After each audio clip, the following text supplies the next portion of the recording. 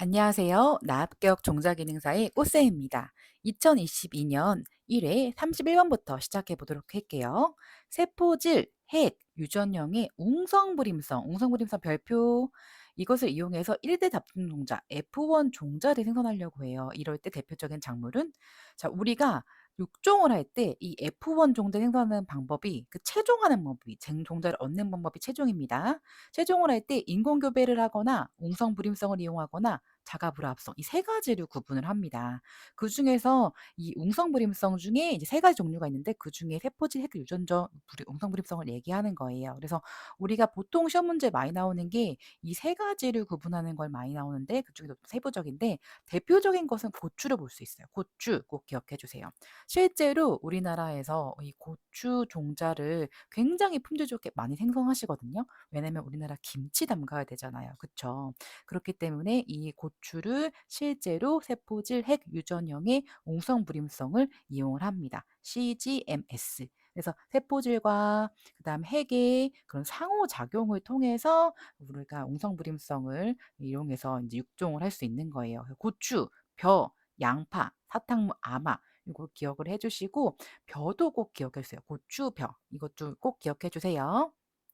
자, 32번. 세포질 웅성불임성을 이용한 최종 체계에 대한 설명으로 틀린 것은 세포질 웅성불임성을 이용하는데 그다음에 최종 체계, 최종을 어떻게 할 것인가, 종자를 어떻게 채취할 것인가 봤을 때 이 웅성불임이라는 거는 이 웅성 기관이 제대로 기관을 하지 못하기 때문에 재용 작업을 생략할 수 있는 이득이 있어요. 또한 재용 작업을 안 하니까 어떻게 되죠? 노력도 안 되고 경비도 절감할 수 있죠. 또한 연속적인 역효잡에 의해서 핵이 치환되면 세포질 인자만 우리가 세포질 웅성불임성이기 때문에 세포질 인자만 집어넣을 수 있는 불임 계통을 만들 수가 있습니다. 자, 4번이 틀린 내용인데요. 세포질 웅성불임성을 이용하면 종자 체중량이 많다.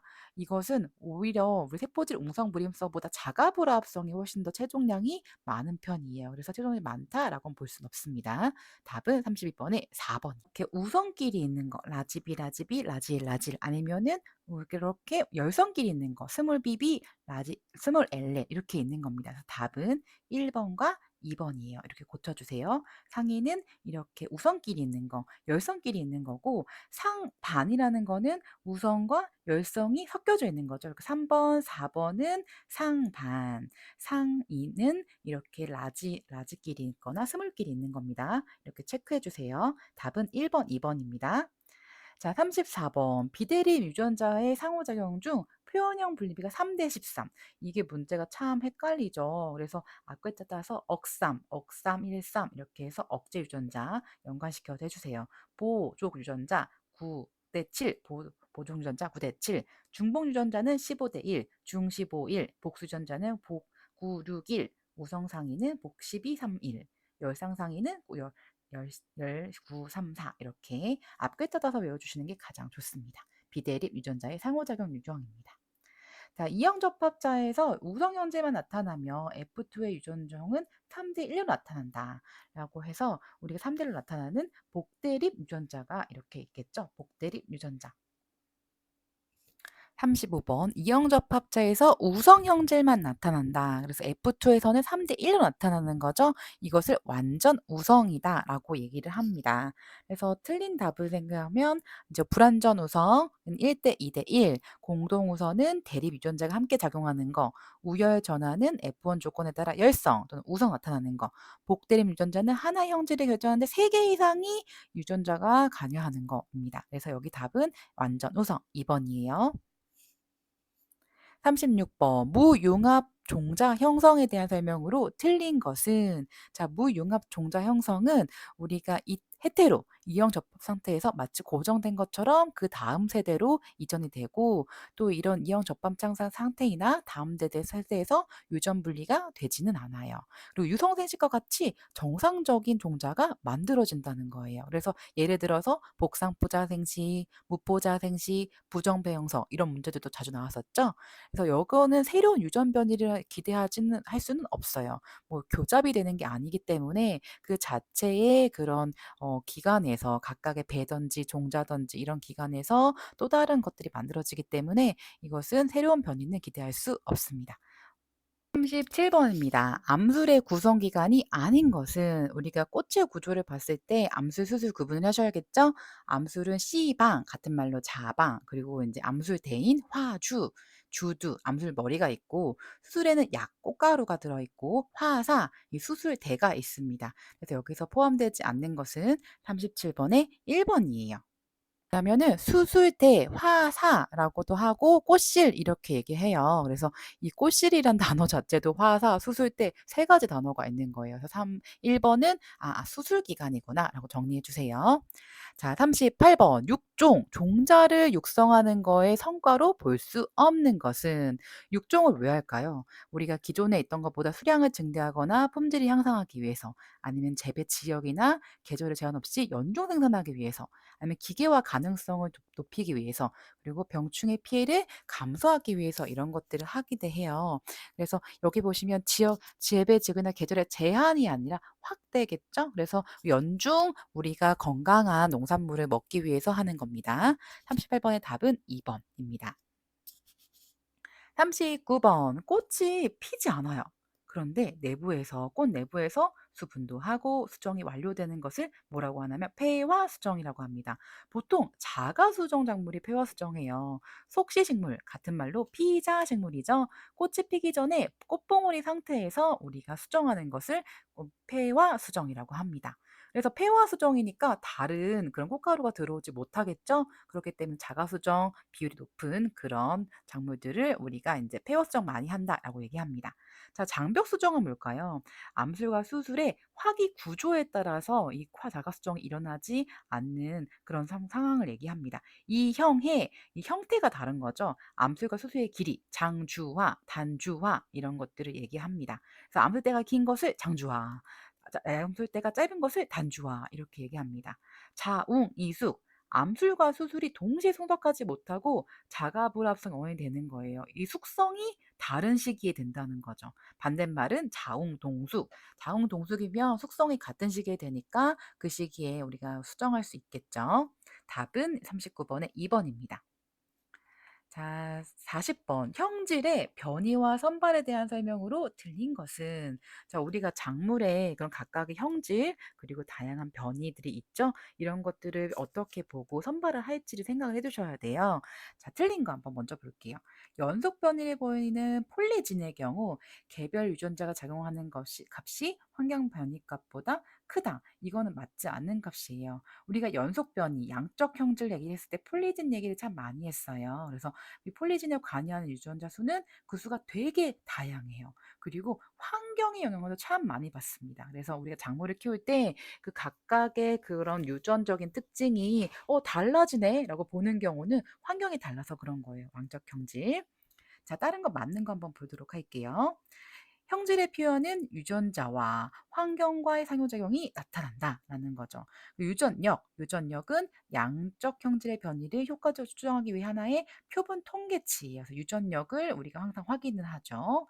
딴꽃가루 바디성, 타식성 작물에서 원치 않는 우성 유전자를 도태시키는 것보다 원치 않는 열성 유전자를 도태시키는 것이 더 어렵다라는 내용까지 같이 알아두세요. 그래서 3번 보면은 우리가 연속 변이를 보이는 형질 중 폴리진의 영향을 받는 경우 개별 유전자가 작용하는 값이 환경 변이보다 작다라고 해서 고쳐주시면 되겠죠.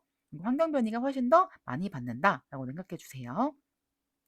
41번 중 41번 해당 작물의 도입 품종으로 틀린 것은 자 우리가 육종을 할 때 우리나라에서 해도 되지만 외국에서 가져온 것들이 있죠. 사과, 후지 바로 부사 품종이죠. 부사. 그리고 벼 품종 중에 추정, 아기바레 이렇게 얘기 많이 하는데 이것도 일본에서 가져온 거예요. 포도의 거봉 이것도 일본에서 가져온 겁니다. 그래서 후지, 추정, 거봉은 다 일본에서 도입해서 가져온 그런 품종이에요. 복숭아의 유명 품종은 우리나라에서 육성한 겁니다. 42번 채소 중에 우리가 자웅, 이주, 암수술 이런 것들이 아예 다른 개체에 있는 것들을 자웅, 이주라고 해요. 자웅, 이주. 그래서 암꽃과 숫꽃이 서로 다른 작물체에 있는 거예요. 그래서 하나는 암꽃, 하나는 숫꽃 이렇게 구분을 할 수 있겠죠. 그래서 시금치 대표적입니다. 그래서 시금치, 수꽃, 수금치, 암꽃 구분돼 있고 아스파라거스, 삶, 뽕나무, 은행나무. 자옹이 주는 많이 없으니까요. 시야, 삼뽕, 이렇게 시야, 삼뽕 요거 같이 해서 아, 자옹 이주구나라고 연결해 주세요. 43번 냉해 중 분월이 지연되며 이 지연이 키포인트입니다. 바로 지연형 냉해입니다. 나머지 건 꼭꼭꼭 읽어주시고 자주 나오는 장애형 냉해 있죠? 요수 형성기, 줄수 개화기, 생식세포 시기 굉장히 예민한 시기 때 저온을 받아서 불임 현상이 되는 것까지 연결해 주세요. 자, 44번 광보상점에 대한 설명으로 옳은 것은 보상한다라는 거죠. 근데 여기서 양생식물과 음생식물에 대해서 더 세부적으로 나왔는데 음생식물은 뭐냐면 빛을 좋아하지 않는 식물이에요. 그늘에서도 생존할 수 있는 내성 있는 식물이고 양생식물은 빛을 좋아하는 식물인 거죠. 그래서 광보상점에 해당되는 것은 3번. 음생식물에 비해요. 양생식물이 빛을 더 좋아하죠. 그렇기 때문에 광보상점의 높이가 훨씬 더 높습니다. 45번 포도 우리가 그 안토시아닌이 가득 들어있는 그런 포도 착색 착 잘 되게 색깔이 발현될 수 있게 하려면 광의 그 파장 중에서 안토시아닌을 잘 생성할 수 있게 자외선이 필요합니다. UV라고 하죠. 자외선 꼭 기억해 주세요. 착색에는 안토시아닌. 자, 비료에 옆면 흡수에 영향을 미치는 요인 중 맞는 것은 자, 우리가 비료를 보통 토양에다 뿌리게 되는데 특히 여기서는 이제 옆면 시비를 얘기하는 거예요. 옆면 시비, 우리 옆면 시비를 주로 하는 건 아니지만 우리가 긴급할 때 많이 하는데 잎에 우리가 표면보다는 잎 이면에다가 뒷면에다가 하는 거예요. 이면 즉 뒷면이 더 비료 흡수가 잘 됩니다. 그래서 우리가 드론으로 날릴 때 되게 비료가 더 흡수가 잘 된다라고 얘기하는 경우가 있는데 그 드론의 날개 있죠. 날개가 막 잎을 왔다 갔다 해주면서 잎 뒷면까지 살표를 해주는 거죠. 자, 그리고 우리가 전반적으로 봤을 때 호흡이 왕성할 때 잘 흡수가 되는 거죠. 그래서 답은 46번에 2번입니다. 살포에게 pH 되게 중요해요. 그래서 pH가 알칼리성이 아니라 약산성일 때 흡수가 돼요. 이게 어떤 게 되냐면 자, 우리가 물이 이렇게 pH 검사를 하면 다 달라요. 그래서 알칼리성인 경우가 있는데 그럴 때는 농약도 잘 흡수 안 되거든요. 그러니까 비료도 흡수 잘 안 돼요. 그래서 약산성인 것을 항상 체크해서 우리가 비료에 시비를 해주셔야 돼요. 자, 연면시비 언제 하냐? 낮에 낮밤 고민을 했을 때 둘 중에는 밤보다는 낮이 광합성과 호흡이 더 활발하기 때문에 비료의 흡수가 잘 됩니다. 그렇다고 한낮에 하시면 안 돼요. 아침에 보통 많이 하시죠. 47번 이랑을 세우고 낮은 골에 파종하는 방식. 우리가 휴립하는 걸 배우는데 휴파. 우리가 이랑을 딱 그리게 되면은 이랑을 그리면 자, 여기서 이랑을 만드는 걸 뭐라고 하죠? 휴립이라고 한다. 휴립이랑 이랑 만들기 같은 말이에요. 휴립, 이랑 만들기. 자, 휴립을 했을 때 이랑을 세우고 여기 높이 했죠? 낮은 고래 여기다가 파종하는 거예요. 실제로 많이 보신 적은 없으시겠지만 추울 때 그럴 때 많이 이렇게 하는데 이랑을 세우고 낮은 골에서 파종한다. 이 골 기억해 주셔서 골 기억 같이 해 주셔서 답은 효리 구파입니다. 자, 만약에 이랑을 세우고 이랑에 파종한다, 두둑에 파종한다 했을 때는 효립 휴파. 자, 그리고 이랑만 만든다 하면 이랑 재배가 맞을 거고 그리고 평평하게 이랑 만들지 않고 평평하게 한다라는 것을 평휴법이라고 보시면 됩니다.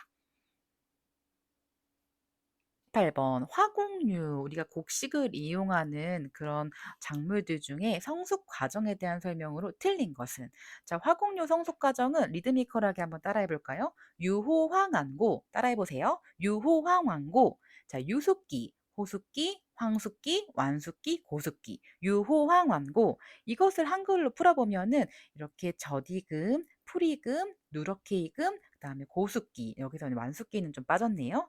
저디금이 바로 유숙기입니다. 그래서 이것은 우리 저디었다, 우리 우유 먹는다라고 생각을 해주셔 가지고 이렇게 생각을 해주시면 되는데 틀린 건 3번이에요. 누렇게 익음은 우리가 전 식물체가 황변하고 우리가 전 알곡이 거의 다 뭐 형성되고 있고, 그리고 이제 성숙했다고 보지는 않습니다. 그래서 3번이 틀린 내용이고 다른 건 맞아요. 저지금은 내용물이 아직 전 모양인 거예요. 그래서 우리가 벼 알을 만져보시면 유숙기 때 약간 뭔가 나오죠. 우유같이. 자, 그리고 프리금은 종자의 내용물이 아직 풀처럼 보이는 거고, 고숙기는 식물체가 퇴색하고 내용물이 더 경화되고 탄립 등이 발생하기 쉬워요. 그래서 이렇게 벼 알이 빠져나가는 거죠. 유호황항고 기억해 주시고, 유숙기는 저디금, 호숙기는 불이금, 황숙기는 누렇게이금, 완숙기, 고숙기는 고숙해서 우리가 퇴색된다까지 연결해 주세요. 49번 작물체 내에서 생리적 또는 생태적 균형이나 비율이 작물 생육의 지표로 나타내는 것과 거리가 먼 것은, 자, 우리가 작물이 잘 자라고 있는지 생태적이나 아니면 생리 형태적이나 이런 걸 파악할 때 이런 세 가지를 봅니다. 바로 CN율 참 많이 보죠. 탄수화물과 질소의 비율 이런 것들을 보고, TR율 지상부 탑, 그리고 뿌리는 루트. 그래서 그 탑과 루트의 비율을 얘기하는 거예요. GD, G드래곤이 아닙니다. 생육, 그다음에 성숙 이걸 얘기해서 GD 해서 CN율, TR율, GD율 이걸 가지고 작물체 내에서 잘 자라고 있는지, 생리적으로 형태적 균형이 있는지, 그리고 비율이 작물 생육의 지표가 되는지 확인할 수 있습니다. 광합성 호흡은 해당되지 않기 때문에 답은 4번입니다. 자, 50번, 50번.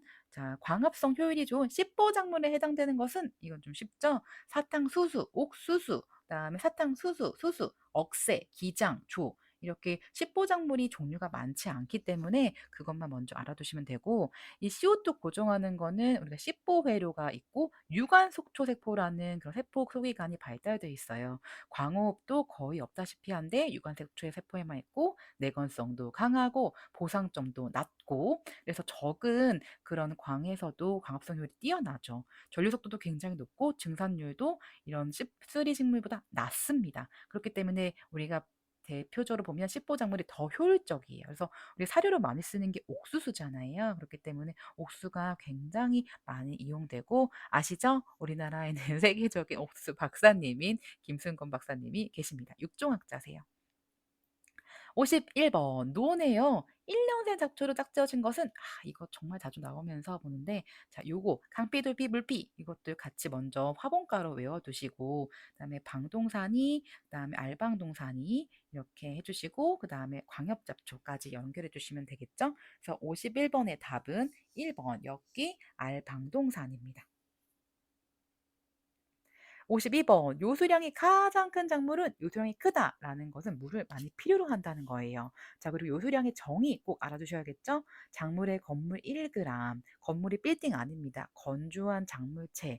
우리가 식물을 완전 물을 빼서 그 건조한 작물체를 1g을 생산하는데 소비된 수분량, 이거 완전히 한 번 더 여기다 써주세요. 왜냐면 요수량이 정말 정말 정말 자주 나오거든요. 정의도. 자, 요수량이 크다는 거는 물을 많이 필요로 하다. 요소량이 필요한 거는, 큰 거는 우리가 과체류 종류다라고 연결해 주시면 좀 외우기 쉬우시겠죠? 명화주, 호박, 그리고 콩가작물인 알파파, 클로버, 오이, 과체류 종류잖아요. 오이는, 알파파, 클로버는 뭐다? 콩가작물이고, 호박도 과체류, 흰 명화주, 이게 가장 많이 요소량이 크다고 분석이 된 결과입니다. 53번 내염성 정도가 강한 작물로 짝지은 것은 염분기에 강하다라는 작물인데, 53번 참 많이 나오는 거죠. 맹류, 유채, 양배추, 무, 담배, 감자, 시금치, 샐러리, 배추 이런 것들이 우리가 이제 내염성 정도가 높다라고 이제 밝혀진 것들이에요. 그래서 53번의 답은 4번입니다. 자, 세포 분열에 대해서 우리가 촉진하는 활성 물질로 잎의 노화를 방지해요. 노화 체크. 그리고 저장 중 신선도를 유지해주는 호르몬으로 가장 옳은 것은, 자, 이런 거 나올 때마다 한 번씩 보셔야 돼요. 세포 분열 촉진, 잎의 노화를 방지, 그리고 추가적으로 뿌리에서 생성되는 식물 생장 물질이고, 노화 억제, 정화 우세 현상도 타파해 줍니다. 칠가생 생장 촉진하는 게 바로 시토키닌, 같은 말로 사이토키닌이에요. 그래서 이게 책마다 좀 읽는 방식이 좀 틀려요. 사이토키닌, 시토키닌 둘 다 맞습니다. 55번 식용 감자와 고구마의 큐어링 범위로 가장 적합한 것은, 최근에 제가 이제 고구마 사 먹다 보니까 이 큐어링 하는 것 자체도 되게 홍보를 많이 하시더라고요. "우리 농장은 큐어링을 합니다."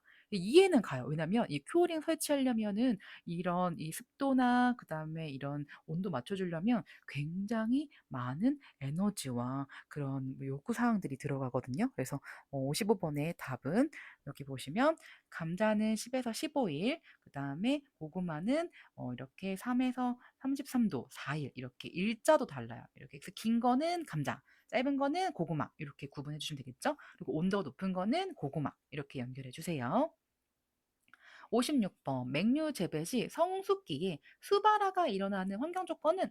자, 수발화가 왜 일어날까요? 수발화. 이거는 안 좋은 거다. 기억해 주세요. 수확을 앞둔 맹류, 보리, 밀, 호밀, 귀리가 맹류거든요. 이 네 가지. 이거에서 이삭 안에서 싹이 터요. 우리가 보리 종자를 수확해야 되는데 이삭에 달린 그 보리가 싹이 트는 거예요. 그렇게 되면은 이용할 수 없겠죠. 수량도 감소하고 품질도 감소합니다. 그래서 가을 시기 때 잦은 비, 태풍 되면은 이 벼에서도 도복되면서 소박화가 되기 때문에 56 번의 답은 저온 다습 상태입니다. 그래서 일반적인 그 벼에서는 고온 다습이 맞는데 맹류잖아요. 맹류 언제 파종하죠? 가을에 파종하죠. 그래서 저온 다습 상태에서 우리가 이제 수발화가 일어납니다. 57번 봄하단에 널리 이용되는 1년초 화이로 나열된 것은. 자, 봄에 예쁜 꽃 진짜 많죠. 그 이유가 가을에 미리 파종했던 거예요. 그래서 추파했다고 얘기합니다. 추파, 가을에 파종했다는 거죠. 그래서 펜지, 데이지가 우리가 봄하단에서 볼 수 있는 거예요. 그리고 펜지, 데이지가 우리가 다른 것보다는 이제 내동성이 이게 굉장히 강합니다. 그래서 가을에 파종해서 우리가 볼 수 있는 펜지, 데이지. 그리고 다른 일일초 메리골드, 맨드라미, 세비어 일일초는 봄에 춘파라고 합니다. 봄에 파종해서 하는 이렇게 여름부터 이제 볼 수 있는 그런 거죠. 58번 벼의 체종과 저장에 대한 내용 중 옳지 못한 것은. 자, 우리 앞에서도 유호 황황고 나왔었는데요. 2번 종자의 벼 베는 시기는 벼가 완전히 있는 고숙기에 베는 것이 아니라 황숙기예요. 유호 황완고 기억해 주세요. 유호 황완고. 그리고 작물의 이용의 수확 적기는 완숙기입니다. 황숙기. 그래서 종자용 벼, 우리가 이제 벼를 이제 먹을 벼도 있겠지만 종자를 이용하고 싶을 때는 황숙기 때 이용한다. 요 구분을 해줘서 알아두시고. 자, 종자 채취할 때는 날씨가 좋은 날에 하셔야겠죠. 탈곡할 때는 충격을 적게 줘서 우리가 벼 알이 완전미가 될 수 있게 하고, 탈곡된 종자는 수분이 15% 이하로 건조시킵니다. 이거 되게 이런 게 몇 퍼센트 나온다 이런 게 공무원 시험 문제 좀 자주 나와요. 그래서 우리는 이제 기능하시니까 이거는 이 정도 나온다라고 이해해 주시고, 건조된 종자는 건조한 곳, 어두운 곳에서 저장해 주십니다. 자, 물론 벼가요, 광발화 종자는 아니잖아요. 광무관계 종자잖아요. 광무관계 종자, 벼는 광무관계 종자인데 그래도 어두운 곳에 보관을 해줘서 우리가 이제 보관성을 높이는 거죠. 자, 59번 정말 정말 자주 나오는 거죠. 이거 잘 안 외워지시면 여기 빈칸 있으니까 이렇게 한번 더 써보세요. 앞 글자만 따서. 그래서 요것만 딱 극복하시면 이 문제 두렵지 않으시니까요. 자, 무배유 종자, 무배유 대신 자엽, 떡잎이 있는 거죠. 자엽이 같은 말로 뭐였죠? 떡잎, 떡잎, 떡잎.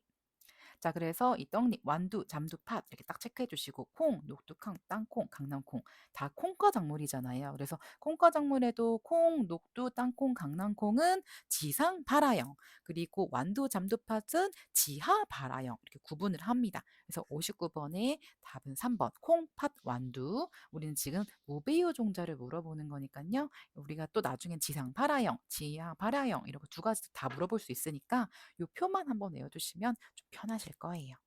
자, 60번. 이거 원예 왜 아닌데 왜 이 문제 나오지? 하시죠. 저도 그랬습니다. 그래서 문제가 요새는 좀 확장되는 편이에요. 난과 식물 중 뿌리를 땅 속에 뻗고 자라는 난은 무엇일까요? 했을 때 답은 60번의 출란, 바로 지생란이에요. 땅지자. 땅 속에 뿌리를 내려서 생장하는 난이죠. 신비디움, 출란, 한란, 해란. 이렇게 우리가 이제 한글로 많이 써 있는 것들 얘기를 하고요. 네, 착생란은 착 달라붙는 거예요. 바위나 돌, 나무 껍질에 착 달라붙는 거. 카틀레아, 팔레놉시스, 반다, 덴들레오비움, 풍란. 그래서 이거 외우실 때 지생란은 한글이 많구나. 그래서 신비디움 빼고는 다 출란, 한란, 해란, 그죠? 착생란에는 풍란 빼고는 다 영어예요. 카틀레아, 팔레놉시스, 반다, 덴드로비움. 이렇게 구분하시면 되겠죠. 자, 이렇게 문제 다 풀어봤고요. 한 번 더 복습해 주세요. 조금 귀찮더라도 저랑 강의를 보신 거는 한 번 훑어본 거고 여러분께서 스스로 공부하셔야 진정한 공부가 됩니다. 여러분 하실 수 있어요. 그렇게 믿으시면 할 수 있습니다. 한 번 더 여기다 써볼까요? 할 수 있다. 한 번 더 외쳐볼게요. 할 수 있다. 여러분 할 수 있으니까요. 끝까지 포기하지 마시고 오늘도 화이팅입니다.